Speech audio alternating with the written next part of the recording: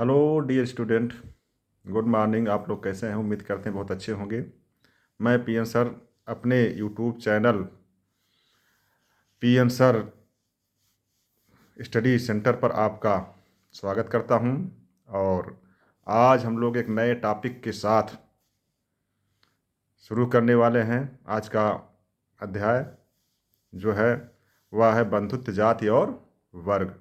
इस टॉपिक के बारे में हम लोग कुछ सीखते हैं, जानते हैं, समझते हैं। आइए हम लोग शुरू कर।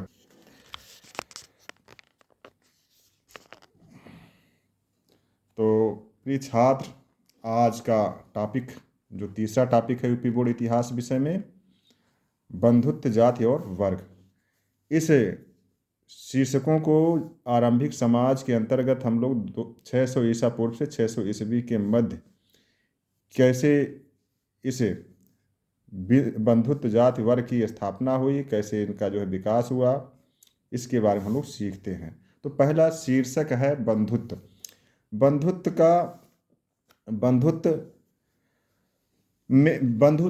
एक शब्द है बंधु, इसमें त्व प्रत्यय लगाकर एक नया शब्द बनता है जिसे बंधुत्व कहते हैं। यह एक जातिवाचक संज्ञा है। इसका अर्थ है भाईचारे और अपनापन की भावना से प्रेरित होकर परिवार या समाज का निर्माण करना।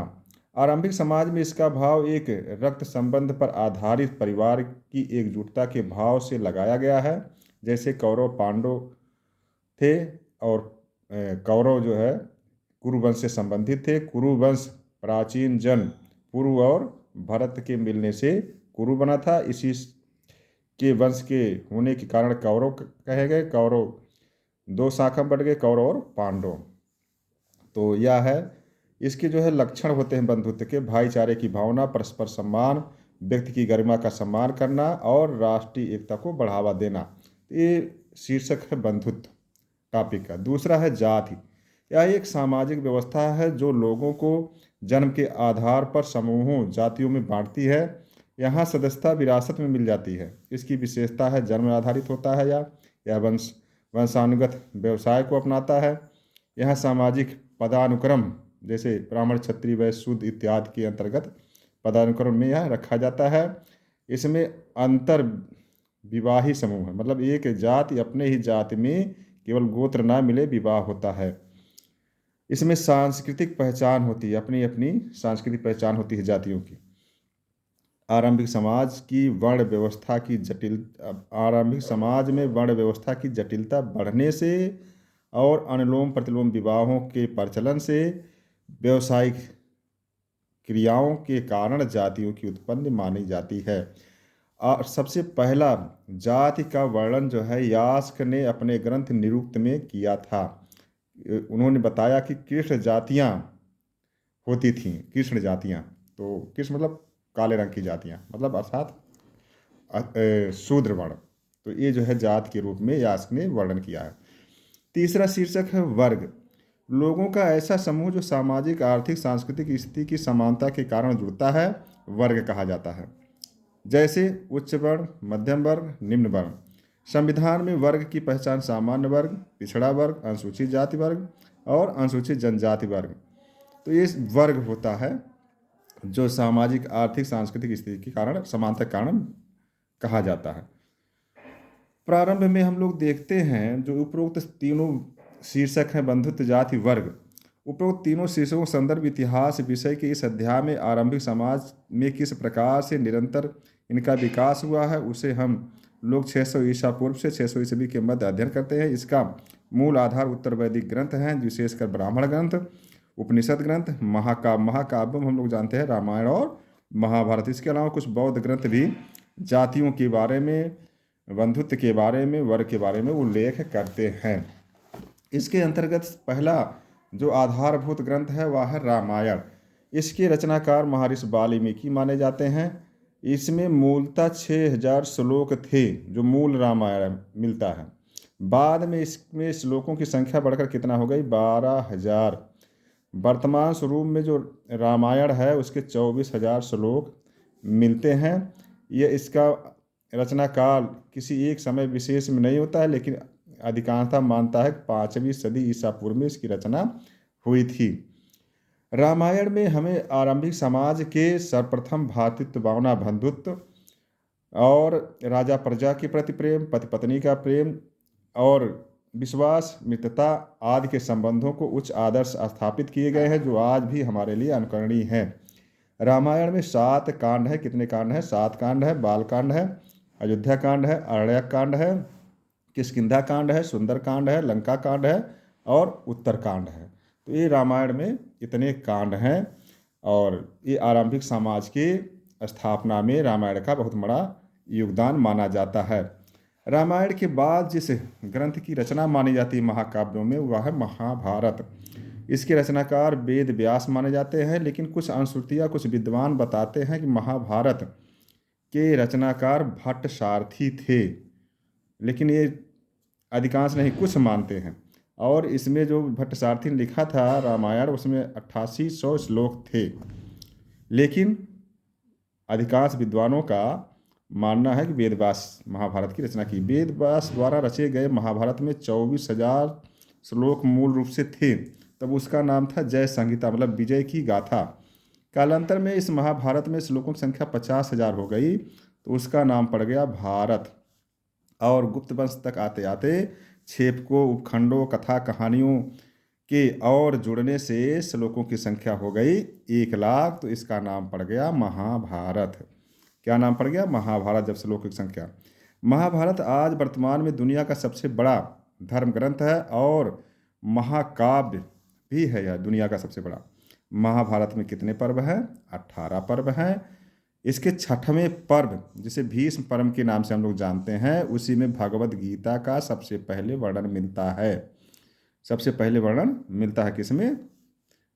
महाभारत के 6वें पर्व भीष्म पर्व में भगवद गीता का वर्णन मिलता है। महाभारत काल तक आते आते रामायण कालीन बंधुता और पति पत्नी के रिश्ते जो है बदल गए। अब परिवार में विघटन होने लगा, स्त्री सम्मान घट गया, प्रजा के सम्मान में गिरावट आई, सती प्रथा, बहुपत्नी बहुपति अंतर्विवाह, बहिर्विवाह, अनुलोम प्रतिलोम विवाह आदि का वर्णन मिलता है। संपत्ति के बंटवारे के लिए महायुद्ध तक स्थिति बन गई। तो रामायण महाभारत में जो 18 पर्व है, उसके नाम है आदि पर्व, सभा पर्व, वन पर्व, विराट पर्व, उद्योग पर्व, भीष्म पर्व, द्रोण पर्व, कर्ण पर्व, शल्य पर्व और सौष्टिक पर्व, स्त्री पर्व, शांति पर्व, अनुशासन पर्व, अश्वमेध पर्व, आश्रम वासिका पर्व और मौसल पर्व, महाप्रस्थानिक पर्व और स्वर्गारोहण पर्व। ये 18 पर्व है। इसमें 6वें पर्व में महान उपदेशात्मक ग्रंथ है भगवद गीता, जिसे श्री कृष्ण भगवान ने अर्जुन को सुनाया था, जो आज हम लोगों के लिए, सनातनियों के लिए महत्वपूर्ण ग्रंथ के रूप में माना जाता है। तो इसके अलावा सबसे पहले जो महाभारत का उल्लेख, महाभारत ग्रंथ का उल्लेख सबसे पहले कहाँ मिलता है? आश्वायन सूत्र में। तो रामायण महाभारत के आधार पर सामाजिक जीवन में नई व्यवस्था स्थापित हुई, उसी के आधार पर कमोबेश आज का समाज चल रहा है। तो ये जो महाभारत रामायण काल अथवा उत्तर वैदिक काल में जो आरंभिक समाज का निर्माण हुआ, उसमें सबसे महत्वपूर्ण व्यवस्था थी, वो है वर्ण व्यवस्था। क्या थी? वर्ण व्यवस्था। इसका सर्वप्रथम उल्लेख कहाँ मिलता है? ऋग्वेद के 10वें मंडल के पुरुष सूक्त में। कहाँ मिलता है वर्ण व्यवस्था का सबसे पहले उल्लेख? ऋग्वेद के 10वें मंडल के पुरुष सूक्त में, जिसके अनुसार वर्णों की उत्पत्ति आदि पुरुष ब्रह्मा के मुख से हुआ। मुख से क्या हुआ? ब्राह्मण। और उनके आदि पुरुष ब्रह्मा के भुजाओं से क्षत्रिय की उत्पत्ति हुई और उर्भाग वैश्य पैरों से शूद्र की उत्पत्ति हुई। अर्थात ऋग्वेद काल में और बाद में उत्तर वैदिक काल में जो वर्ण व्यवस्था ही है, उसको देवताओं के द्वारा उत्पन्न बताया जा करके दैवी उत्पत्ति के सिद्धांत को बल दिया, ताकि सभी वर्ण इसका पालन करें और अपने ही वर्ण में रहें। हालांकि ऋग्वेद काल में वर्ण व्यवस्था जो थी वो कर्म पर आधारित थी। कर्म पे आधारित भी ऐसा एक आख्यान मिलता है जिसका नाम है सुनासेप आख्यान। उसके अनुसार सुनासेप आख्यान में बताता है एक विद्यार्थी कि मेरे पिता एक वैद्य है, मेरी माता चक्की पीसने वाली, अर्थात इसमें वैद्य मतलब ब्राह्मण और चक्की पीसने वाला शुद्ध वर्ण से उत्पन्न हुई और विद्यार्थी का कोई वर्ण नहीं होता है। अतः हम लोग यह जानते हैं जो कि जानते हैं जो कि जानते हैं कि उत्तर वैदिक काल तक आते आते महाकाव्यों में, उत्तर वैदिक ग्रंथों में वर्ण व्यवस्था जन्म आधारित हो गई, कर्म आधारित नहीं रह गई। इसका जो है अक्षरशा से कड़ाई से पालन होने लगा ब्राह्मण क्षत्रिय गठबंधन के कारण से, क्योंकि ब्राह्मण विद्वान था, ग्रंथों का तर्क देकर दैवी उत्पत्ति के सिद्धांत को बढ़ावा देकर, और क्षत्रियों के राजशाही होने के कारण उनके द्वारा मनवाया जाने लगा। अब इसमें एक और व्यवस्था स्थापित किया गया समाज के नए निर्माण के लिए उत्तर वैदिक काल और रामायण महाभारत काल में, वह है आश्रम व्यवस्था। आश्रम का अर्थ होता है श्रम करने के बाद विश्राम करना, श्रम करने के बाद विश्राम करना। इसका सर्वप्रथम उल्लेख छांदोग उपनिषद में मिलता है। कहाँ मिलता है? छांदोग उपनिषद में। किंतु वहाँ पर 3 आश्रम थे। छांदोग उपनिषद में जो उल्लेख मिला है आश्रम, तो उसमें 3 उल्लेख हैं। सर्वप्रथम जवालो उपनिषद में 4 आश्रम का स्पष्ट उल्लेख मिलता है। इसमें पहला आश्रम है ब्रह्मचर्य, जो कि पैदा होने से लेकर 25 वर्ष की उम्र तक माना जाता है इसका काल, और इसमें मुख्य जिम्मेदारी क्या होती थी? ज्ञान प्राप्त करना, और पुरुषार्थ इसमें होता है धर्म का। दूसरा सबसे महत्वपूर्ण आश्रम है 4 आश्रम में गृहस्थ। इसकी जो है मनुष्यों की आयु जो है 25 से 50 वर्ष के बीच निर्धारित की गई। इसमें सांसारिक जीवन को जीना, इसका जो है पुरुषार्थ मुख्य रूप से क्या होता है? धर्म भी होता है, अर्थ भी होता है, काम और मोक्ष। मोक्ष नहीं होता है, अर्थ और काम होता है मुख्य रूप से। तीसरा है वानप्रस्थ। वानप्रस्थ होता है 50 से 75 वर्ष की आयु के बीच मनुष्य जब होता है तो वह वानप्रस्थ हो जाता है, मतलब वन में चला जाता है, परिवार को त्याग देता है। यह होता है ईश्वर को ध्यान में रखना, मोक्ष प्राप्ति मुख्य उद्देश्य होता है इस आश्रम का। चौथा है संन्यास। 75 वर्ष की उम्र पूरा करने के बाद मनुष्य जो है सन्यासी हो जाता है, और इसमें मुख्य मोक्ष तपस्या करना। अब जो गृहस्थ होता है, गृहस्थ जीवन में प्रवेश करने की आयु होती है 25 वर्ष। 25 वर्ष होती है, तो यह गृहस्थ आश्रम में ब्रह्मचारी कैसे प्रवेश करता है? वो करता है विवाह के द्वारा, है ना, विवाह के द्वारा। 14वां संस्कार है विवाह। प्राचीन मनीषियों ने सामाजिक व्यवस्था को उन्नत बनाने के लिए, व्यक्ति को जीवन को उच्च बनाने के लिए, संस्कारित करने के लिए संस्कारों का विधान किया। संस्कार का मतलब है बदलाव लाना, व्यक्ति के व्यक्तित्व के में बदलाव लाना। तो मनीषियों ने गृहस्थ जीवन में 16 संस्कारों का विधान किया है, जिसमें पहला है गर्भाधान। नर नारी के मिलन के स्वरूप गर्भधारण या गर्भधारण होता है। इसी प्रकार से दूसरा संस्कार है पुंसवन, या गर्भ की रक्षा और पुत्र प्राप्ति हेतु किया जाता है अनुष्ठान। तीसरा होता है सीमांतो नयन, शिशु की मानसिक वृद्धि के लिए यह जो है संस्कार किया जाता है। जात कर्म, पिता द्वारा शिशु को आशीर्वाद देना और शहद चटाना, यह जो है जात कर्म होता है। नामकरण, नामकरण पुत्र या पुत्री जो भी होती है संतान, उसका नामकरण कराना ही, नाम रखना ही नामकरण होता है। निष्कर्मण, पहली बार बच्चे को घर के बाहर निकालना पिता या मामा के द्वारा, तो वह निष्कर्मण संस्कार होता है।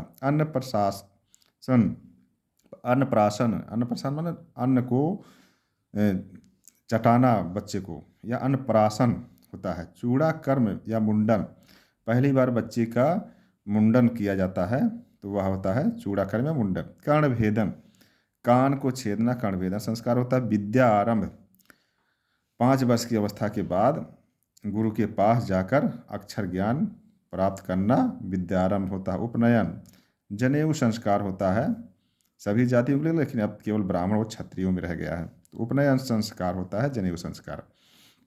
वेदारंभ वेदों की शिक्षा का आरंभ करना वेदारंभ माना जाता है। तीसरा समापवर्तन शिक्षा का पूर्ण होने के बाद समापवर्तन होता है। और सबसे महत्वपूर्ण होता है जो गृहस्थ आश्रम का, वह होता है विवाह। विवाह के बाद ही सारी प्रक्रियाएं शुरू होती है। गृहस्थ जीवन में प्रवेश करना विवाह कहलाता है। 15वां है वानप्रस्थ। 50 वर्ष की पूर्ण होने पर वन की ओर प्रस्थान करना ही वानप्रस्थ आश्रम होता है। ये अंतिम है अंत्येष्टि या दाह संस्कार, अंतिम संस्कार, जिसे श्राद्ध भी कुछ कई भाषा में कहा जाता है। तो इस प्रकार से आश्रम हो गया, संस्कार हो गया। विवाह को जान लेते हैं। विवाह जो है क्या, संस्कृत भाषा के धन वाह शब्द से मिलकर बना हुआ है। बी का अर्थ है विशेष रूप से, वाह का अर्थ है निर्वहन करना। तो अर्थात कन्या को विशेष रूप से पत्नी के रूप में स्वीकार करना ही विवाह कहा जाता है। यह शब्द पाणि ग्रहण और उदाह जैसे अन्य संस्कृत शब्दों के साथ मिलकर विवाह संस्कार और पवित्र रिश्ते में बदलता है। विवाह नामक संस्कार सर्वप्रथम दीर्घतमा नामक ऋषि ने तैयार किया था और संपन्न कराया था। विवाह 8 प्रकार के होते हैं। कितने प्रकार के विवाह होते हैं? 8 प्रकार से।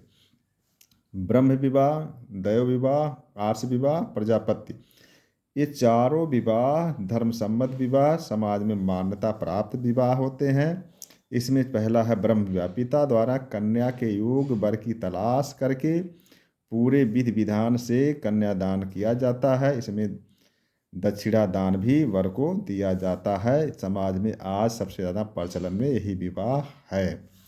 दैव विवाह में विधिवत यज्ञ संपन्न कराने वाले पुरोहित से अपनी कन्या का विवाह करना दैव विवाह कहा जाता है।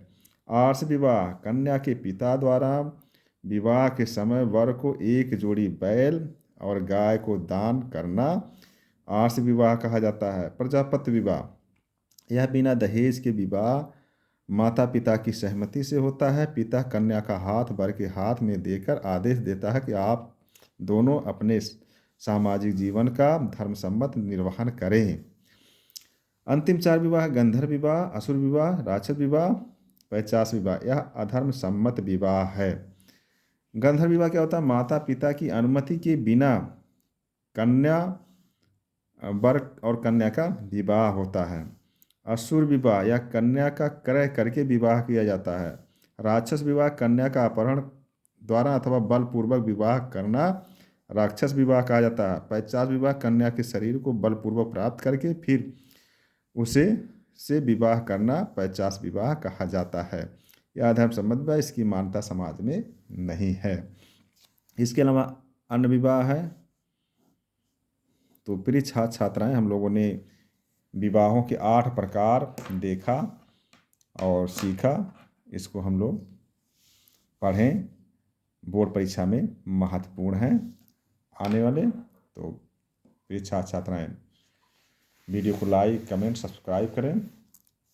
बहुत बहुत धन्यवाद।